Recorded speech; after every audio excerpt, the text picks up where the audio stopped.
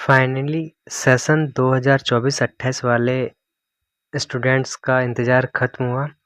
आज काफ़ी दिनों बाद रिज़ल्ट आया, जिसमें रिज़ल्ट तो बहुत ही ज़्यादा ख़राब रहा इस साल का, क्योंकि काफ़ी ज़्यादा स्टूडेंट फ़ेल किया हुआ है इस सेशन में। तो काफ़ी सारे लोगों को रिज़ल्ट देखने में प्रॉब्लम हो रहा था कि किस सब्जेक्ट में कितना मार्क्स था, फुल मार्क्स कितना था, पास मार्क्स कितना था, और भी काफ़ी सारे प्रॉब्लम्स का सामना करना पड़ रहा था। तो आज हम इस वीडियो में इस सारे प्रॉब्लम्स का सॉल्यूशन आप लोगों को बताएंगे और ये भी बताएंगे कि कौन सा सब्जेक्ट में कितना मार्क्स था, फुल मार्क्स कितना था, पास मार्क्स कितना था। तो आप लोगों ने 7 सब्जेक्ट का एग्ज़ाम दिया था।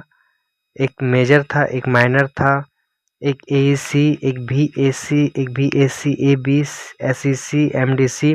तो आप लोगों ने टोटल 7 पेपर का एग्ज़ाम दिया था जिसमें से आप लोगों ने 7 पेपर का एग्ज़ाम दिया हुआ था।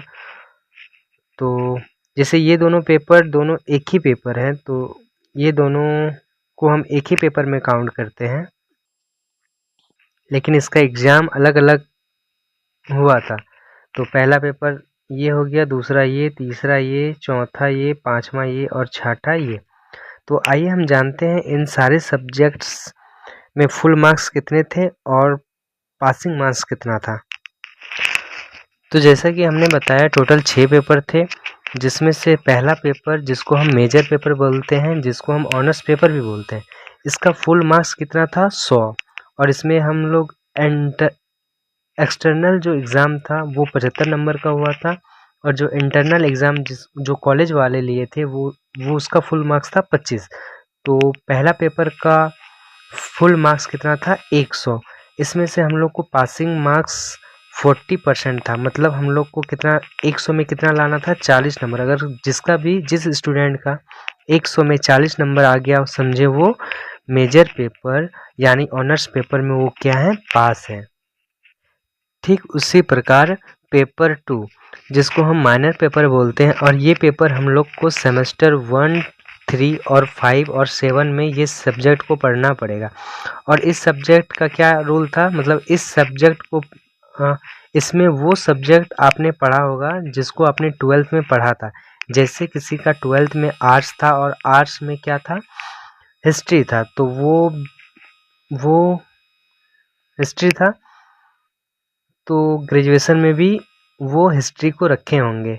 मतलब जो 12th में था वही ग्रेजुएशन में भी था। इसका भी फुल मार्क्स कितना था 100, और एक्सटर्नल इसका कितना था 75, और इंटरनल कितना था 25। इसमें भी कितना था फुल मार्क्स कितना हो गया 100 में हम लोग को पासिंग मार्क्स मतलब कितना 40% लाना था। मतलब हम लोग को जिसका भी अगर 40% माइनर पेपर में जिसका भी 40 नंबर है, मतलब वो क्या है, पास है। ठीक उसी प्रकार पेपर 3 जिसको एमडीसी, ये कौन सा पेपर था, जो सेमेस्टर 1 to 3 में इस सब्जेक्ट को पढ़ना होगा। इसमें आपने वह सब्जेक्ट को पढ़ा होगा जिसको आपने 12th में नहीं पढ़ा था। अगर जिसका भी 12th में आर्ट्स था, वो ग्रेजुएशन में इसमें साइंस रखे होंगे, जैसे बॉटनी, जूलॉजी और भी साइंस के जो भी सब्जेक्ट हैं, आपको इसमें वो आप लोगों ने इसमें रखा होगा। तो इसका फुल मार्क्स कितना था 75, जिसमें एक्सटर्नल मार्क्स कितना था 75, और इसका इंटरनल का कोई भी एग्ज़ाम नहीं हुआ होगा। तो इसका 75 फुल मार्क्स था, तो 75 इसका हम लोग को कितना लाना था 40%। अगर हम लोग इसको अगर हल करते हैं तो क्या होगा, ये जीरो ख़त्म, 2 पंचे 10, 2 दूना 4, फिर 5 को 75 से काटते हैं तो कितना हो जाएगा, 5 एका 5, 2 5 पचे 25, तो 15 और 2 बचा, 15 और 2 15 दूना 30। और जिसका भी एमडीसी में जिसका भी 30 नंबर आया हुआ है, इसका मतलब वो स्टूडेंट क्या है, एमडीसी में पास है।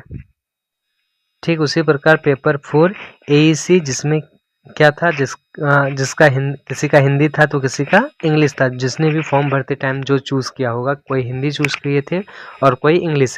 इसका फुल मार्क्स था 50 और एक्सटर्नल मार्क्स था 50। इंटरनल इसमें इसका कोई भी एग्ज़ाम नहीं हुआ होगा, तो 50 फुल मार्क्स था। इसमें भी कितना लाना था हम लोग को 40%। तो 40% अगर इसको हल करते हैं तो ये कितना हो जाएगा, 0 0 5 चौक 20। तो जिसका भी AEC में 20 मार्क्स आया है, मतलब वो स्टूडेंट क्या है, पास है। ठीक उसी प्रकार इसमें SEC जो कि सबका एक ही सब्जेक्ट था, जो सारे स्टूडेंट एक ही सब्जेक्ट पढ़े होंगे, इसका फुल मार्क्स कितना था, 75। इसका भी एक्सटर्नल मार्क्स कितना था, 75। इसमें इंटरनल एग्जाम इसका नहीं हुआ था, तो कितना हो गया, 75। 75 में हम लोग को कितना लाना था, 40%। तो 75 का अगर हम लोग 40% निकालते हैं तो कितना हो जाएगा, 2 दूना 4, 2 पंचे 10, फिर 5 से इसको काटो, 15 पचे 75, 15 गुना 30। तो इसका मतलब जिसका भी SEC में 30 नंबर आया है, इसका मतलब वो स्टूडेंट क्या है, पास है। उसी तरह पेपर 6 दो कैटेगरी में बटा हुआ था, एक VAC 1A और एक VAC 1B। तो ये भी सबका सेम सब्जेक्ट था। इसका भी VAC 1A का फुल मार्क्स कितना था, 50 नंबर, जिसमें एक्सटर्नल मार्क्स 50 था और इंटरनल इसका एग्ज़ाम नहीं हुआ था। उसी तरह VAC 1B का भी फुल मार्क्स कितना था, 50 था, एक्सटर्नल भी 50 था, इंटरनल एग्ज़ाम इसका नहीं हुआ था। तो इसका मतलब VAC 1A का भी 40% मतलब 20 नंबर लाना था पासिंग मार्क्स, और VAC 1B का भी 20 नंबर लाना था पासिंग मार्क्स। अगर हम ओवरऑल बात करें तो मेजर में कितना था फुल मार्क्स, मेजर में कितना था 100, माइनर में कितना था फुल मार्क्स कितना था 100, MDC का फुल मार्क्स कितना था 75, AEC का फुल मार्क्स कितना था 50, SEC का फुल मार्क्स कितना था 75, VAC 1A का फुल मार्क्स कितना था 50, VAC 1B का फुल मार्क्स कितना था 50।